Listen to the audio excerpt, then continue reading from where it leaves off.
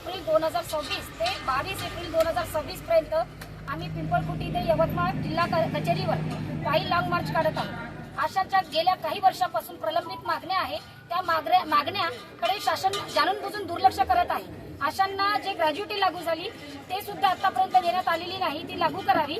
आणि आमची अशी मागणी आहे की आशांना जे वेतन जे मिळते त्याच्यात फार मोठ्या प्रमाणात कपात करून दिली जाते। 6 महिन्यापासून केंद्राचं मानधन नाही आहे आणि 3 वर्षापासून जे सर्वेक्षण केलं त्याचं सुद्धा मानधन मिळालेलं नाही। हे मागण्या आम्ही इतर मागण्या घेऊन या आंदोलनामध्ये पायी लॉंग मार्च मध्ये सहभागी झालेलो आहोत। हे मागण्या जोपर्यंत सुटत नाही तोपर्यंत आम्ही कलेक्टर ऑफिस मधलं कॅबिन आम्ही अजिबात सोडणार नाहीये। याच्यातून आम्ही एक त्यांना चेतावणी देत आहोत। इन्क्लाब जिंदाबाद। महाराष्ट्र सरकारचा धिक्कार असो, फडणवीस सरकारचा धिक्कार असो, शेतकरी कामगार एकजूट जिंदाबाद।